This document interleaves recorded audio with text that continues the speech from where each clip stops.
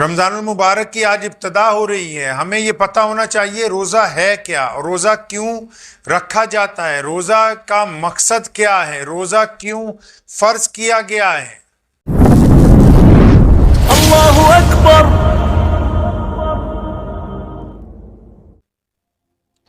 رمضان شریف اللہ تعالیٰ کا پسندیدہ مہینہ ہے. اس مہینے میں روزے رکھے جاتے ہیں. روزہ کیوں رکھا جاتا ہے؟ روزے کا مقصد کیا ہے؟ رمضان ہم سے کیا چاہتا ہے؟ اللہ کے پیارے نبی حضرت محمد رسول اللہ صلی اللہ علیہ وسلم نے ہمیں روزے رکھنے کا حکم دیا. رسول اللہ ہم سے کیا چاہتے ہیں، رمضان کیسے گزارا جائے. یہ کچھ ایسی باتیں ہیں جو روزے دار کو جاننی ضروری ہیں. روزہ ایک تہوار کا نام نہیں ہے، اور روزہ عبادت ہے،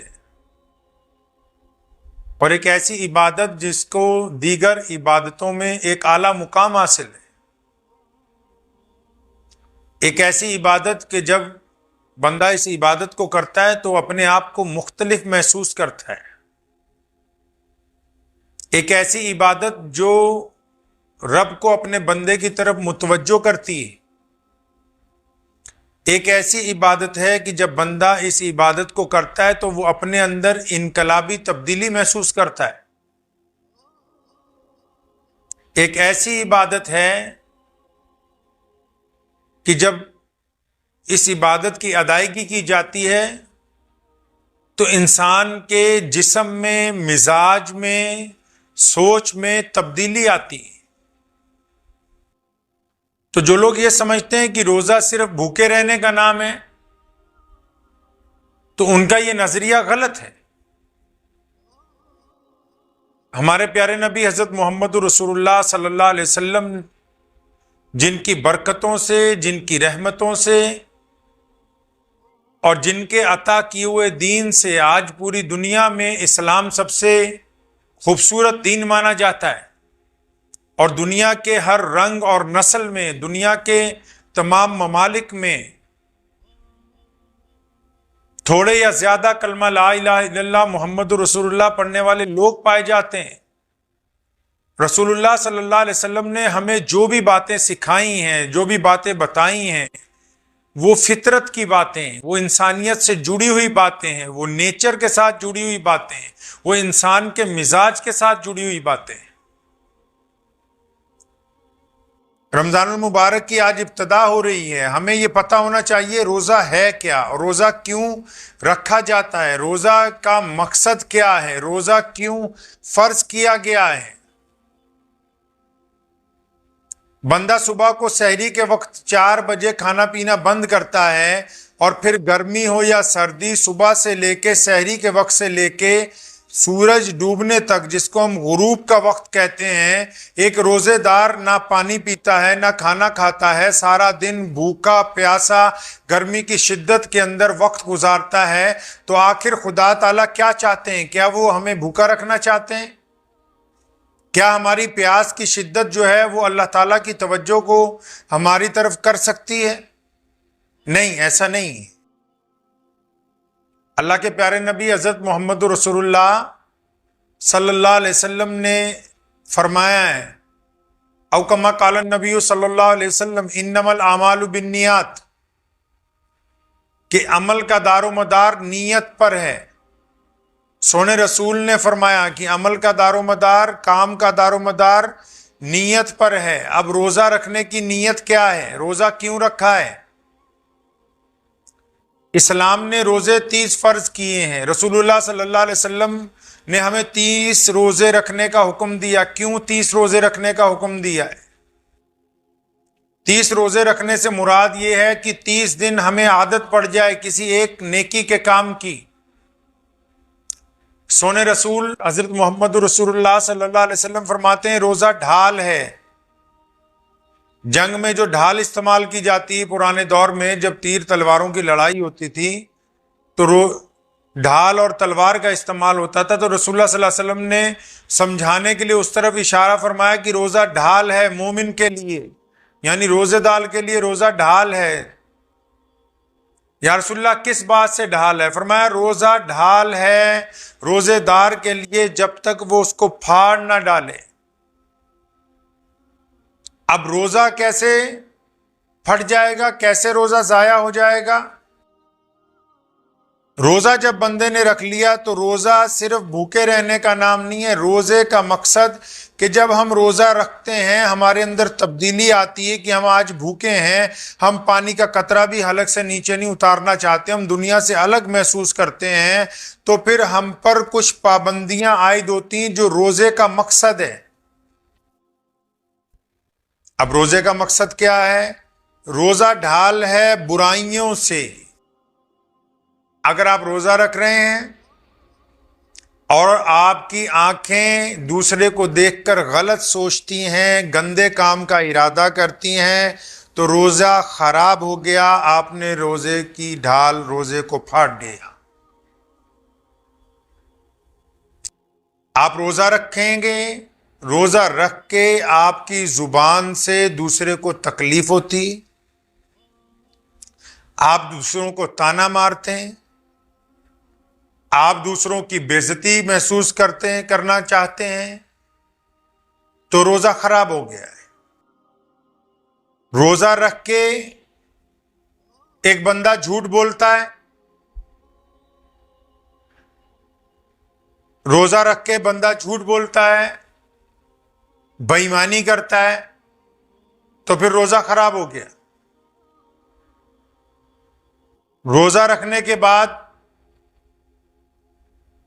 ایک بندہ صلہ رحمی نہیں کرتا، دوسروں کے ساتھ اخلاص سے پیش نہیں آتا ہے، طاقت میں ہونے کے باوجود لوگوں سے بدخلقی کرتا ہے، تو پھر روزہ خراب ہو گیا۔ روزے کا مقصد یہ ہے کہ ہم برائیاں چھوڑیں، اچھائی کی طرف جائیں۔ روزے کا مقصد یہ ہے کہ ہم نیکی کا کام کریں۔ روزہ ہم سے چاہتا ہے کہ ہم اچھے انسان بنیں۔ 30 دن اس لیے رکھیں تاکہ آپ کو نیکی کرنے کی عادت پڑ جائے۔ اب اگر ایک بندہ روزہ رکھ رہا ہے اور وہ اس بات کا پابند ہے کہ وہ آج سے جھوٹ نہیں بولے گا، آج سے بے ایمانی نہیں کرے گا، آج سے کسی کی ماں بہن بیٹی کی طرف غلط نگاہ سے نہیں دیکھے گا، آج سے بددیانتی نہیں کرے گا، زبان سے جھوٹ نہیں کہے گا، اس کے ہاتھ سے کسی کو تکلیف نہیں ہوگی، وہ غلط راستے میں اپنے پاؤں آگے نہیں بڑھائے گا، تو پھر اس کا روزہ ہے، پھر وہ روزے دار ہے، پھر اس کے روزے کا فائدہ ہو رہا ہے۔ اور اگر وہ روزے میں غلط کام بھی کر رہا ہے اور بھوکا بھی ہے تو پھر اس کا روزہ نہیں ہے، اس کو غلط فہمی ہے کہ اس کا روزہ ہے، روزہ نہیں ہے۔ روزہ نام ہی نیکی سے، برائیوں سے نیکی کی طرف جانے کا ہے۔ تو آج ابھی کل پہلا روزہ ہوگا، تو کیا آپ اس بات کے لیے تیار ہیں کہ ہم برائیوں کو چھوڑ کر روزہ رکھیں گے؟ ایک صاحب پوچھتے ہیں ہم سے کہ اگر حلق میں سے پانی نیچے اتر جائے تو کیا روزہ ٹوٹ جاتا ہے؟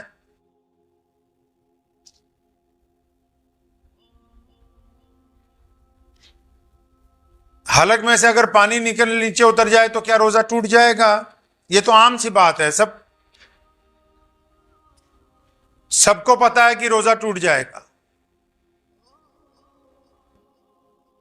لیکن کیا ان کو یہ نہیں پتا کہ اگر روزہ رکھنے والا بندہ اپنے ماں باپ کا گستاخ ہو، ماں باپ کی بے عزتی کرتا ہو، تو اب بھی روزہ نہیں ہے،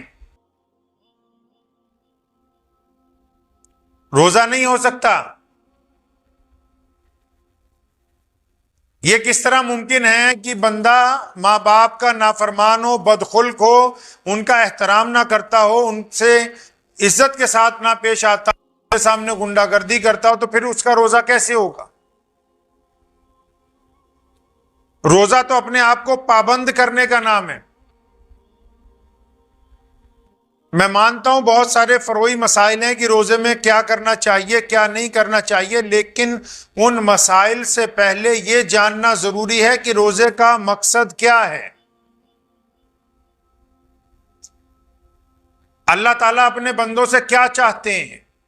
اللہ تعالیٰ کو روزہ اتنا پسند کیوں ہے؟